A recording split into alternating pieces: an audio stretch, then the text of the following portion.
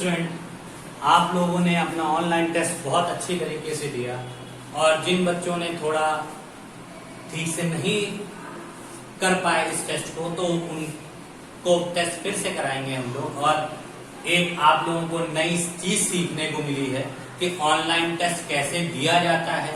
तो आप लोगों को इस टफ सिचुएशन में एक एग्जाम देने का नया तरीका पता चला है और इससे आपका ब्रेन और डेवलप हुआ है कि हम लोग अगर ऑनलाइन एग्जाम देते हैं तो किस तरीके से देते हैं। तो अब आगे जो आपकी ऑनलाइन एग्जामिनेशन होगा वो दिसंबर या शायद नवंबर के फर्स्ट वीक में होगा या नवंबर के लास्ट वीक में होगा। तो उसके लिए अब आज से ही आप लोग तैयारी स्टार्ट कर दीजिए। तो अब आपका जो चैप्टर स्टार्ट हो रहा है त्रिभुजों की सर्वांग समता, इसमें मैंने एक्सरसाइज नहीं बताई थी आपको, बाकी मैंने आपको सब बता दिया। तो आज से मैं उसकी एक्सरसाइज स्टार्ट करने जा रहा हूँ। तो एक्सरसाइज स्टार्ट करने से पहले एक छोटा सा रिमाइंडर मैं दूंगा त्रिभुजों की सर्वांग समता में कि त्रिभुज सर्वांगसम केवल और केवल 4 शर्तों पे होते हैं, पर मैं आपको 3 बता रहा हूँ जिससे आप 3 को याद रखें। इसके बाद चौथी की बात करेंगे। सबसे पहली शर्त होती है भुजा भुजा और भुजा, मतलब इन्हीं 2 त्रिभुजों की अगर सभी भुजाएं बराबर हों तो त्रिभुज सर्वांगसम होते हैं। दूसरा भुजा और उस भुजा के द्वारा बनने वाला संगत कोण, और भुजा कोण भुजा, और तीसरी हमारी जो होती है वो कोण भुजा कोण। तो हमने बताया था कि इन 3 शर्तों में ही त्रिभुज सर्वांगसम सिद्ध हो जाते हैं। तो याद रखिए इन 3 शर्तों को अगर आपको पता है तो आप त्रिभुज सर्वांगसम सिद्ध कर सकते हैं। तो देखिए पहला फिगर आपका दे रखा है, एक ट्राइंगल दे रखा है PLM, ये हमारा पहला ट्राइंगल है। दूसरा ट्राइंगल है LMM, ये हमारा दूसरा ट्राइंगल। क्योंकि सर्वांगसमता सिद्ध करने के लिए हमें मेरे पास 2 ट्राइंगल यानी 2 त्रिभुज होने चाहिए। तो सबसे पहले लिख लेंगे 2 त्रिभुजों के नाम। क्या? त्रिभुज PLM तथा त्रिभुज NLM। लिख लिया? अब देखिए हमको याद रखनी है इन 3 शर्तों में से कोई एक शर्त को फॉलो कराना होता है। तो सबसे पहले देखिए हम देख रहे हैं कि PM भुजा भी 45 है, 4.5 है और MN भुजा भी 4.5 है। इसका मतलब ये भुजा और ये भुजा आपस में बराबर है। तो हम लिख सकते हैं PM = MN। क्यों? दोनों कितनी है? 4.5 सेंटीमीटर। ठीक है। दूसरा हम देख रहे हैं ये कोण और ये कोण भी आपस में बराबर है। तो हम क्या लिख सकते हैं कि कोण PML बराबर कोण NML।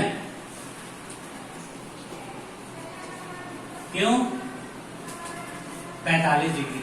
और एक चीज देखिए ML भुजा दोनों में है तो ML बराबर ML। ऐसा क्यों? उभय निष्ठ। अब जब ये सिचुएशन आ गई तो मैं इसको कैसे लिख सकता हूं? इसको मैं लिख सकता हूं कि अतः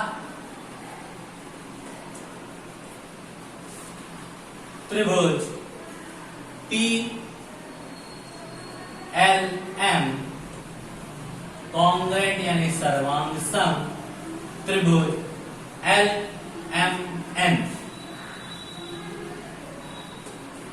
और रीजन क्यों? भुजा कोण भुजा।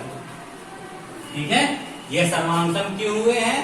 क्योंकि भुजा कोण भुजा की सर्वांगसमता से ये त्रिभुज सर्वांगसम हुए हैं। तो पहला पार्ट आपको समझ में आ गया होगा।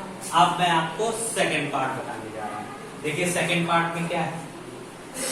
इसमें भी इन तीन में से एक कंडीशन को फॉलो कराना है। तो इसमें भी देखिए दो त्रिभुज अलग अलग दे रखे हैं, तो हमको कोई दिक्कत नहीं है, दोनों त्रिभुज के नाम लिख लीजिए। त्रिभुज ए बी सी तथा त्रिभुज पी क्यू आर में देखिए ए सी बराबर आर पी, क्यों? ये भी 7.5 और ये भी 7.5, तो लिख देंगे ए सी बराबर आर पी, क्यों? दोनों 7.5 सेंटीमीटर। दूसरा देखिए इसका बी कोण 90, इसका क्यू कोण 90, तो कोण बी बराबर कोण क्यू, क्योंकि दोनों कितने डिग्री के? 90 डिग्री के। तीसरा देखिए BC बराबर क्यू आर, क्योंकि दोनों की लंबाई 4.5, BC बराबर क्यू आर, क्योंकि दोनों की लंबाई कैसी? अब जब देखिए हमको भुजा कोण भुजा प्राप्त हो गई, अतः ये दोनों त्रिभुज कैसे हो गए? सर्वांगसम। तो लिख सकते हैं त्रिभुज ए बी सी सर्वांगसम त्रिभुज पी क्यू आर के। और रीजन देना पड़ता है, रीजन क्या देंगे आप? भुजा फिर कोण है फिर भुजा, तो लिख देंगे भुजा कोण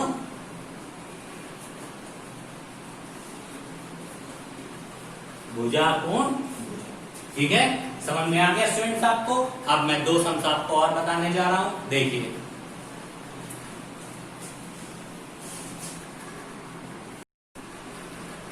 देखिए स्टूडेंट, बाकी दो सवाल आपके कैसे हैं? देखिए एक त्रिभुज एबीसी दे रखा है, ए बी 2 है, AC 3 है, BC 4 है, और दूसरा है PQR, PQ 2, PR 3 और QR 7। इन दोनों त्रिभुजों में सर्वांगसमता दिखानी है। तो दो त्रिभुज अगर हमको अलग अलग मिलते हैं तो हमारे लिए सब इजी होता है। तो हम सबसे पहले लिखेंगे त्रिभुज ABC तथा त्रिभुज PQR में। ठीक है, हमने लिख लिया। अब सबसे पहली चीज क्या है? देखिए आप इस पे देखिए AB बराबर PQ, क्योंकि दोनों 2 सेंटीमीटर में, ये दोनों कितनी है? 2 सेंटीमीटर। दूसरा देखिए BC बराबर QR, दोनों 4 सेंटीमीटर। ठीक है, और तीसरी AC बराबर PR, दोनों 3 सेंटीमीटर। अब देखिए ये सारी भुजाएं हैं, तो हम लिख सकते हैं कि त्रिभुज ABC सर्वांगसम त्रिभुज PQR। और क्यों सर्वांगसम है? भुजा भुजा भुजा, इस सर्वांगसमता के लिए ये दोनों त्रिभुज सर्वांगसम हैं। अब अगला सवाल देखिए, फिर से वही दो त्रिभुज दे रखे हैं, त्रिभुज LMN तथा त्रिभुज ABC में। देखिए इस पे याद रखिए MN भुजा 4.5 है, BC भुजा 4.5 है, एंगल M 130 है, एंगल B 130 है, एंगल N 30 और एंगल C 30। इसमें देखिए सबसे पहले हमारा दे रखा है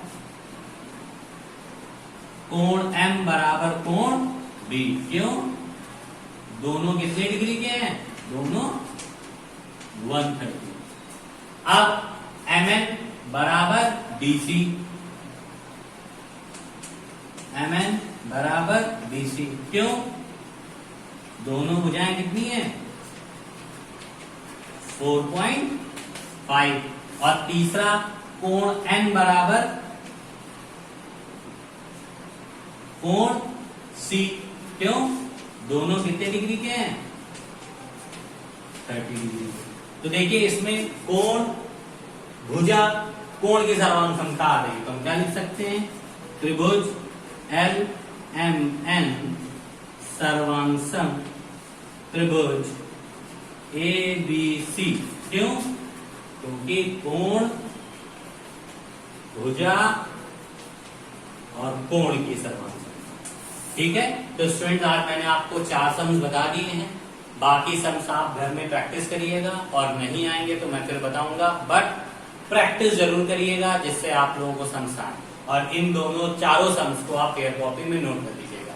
thank you and have a nice day.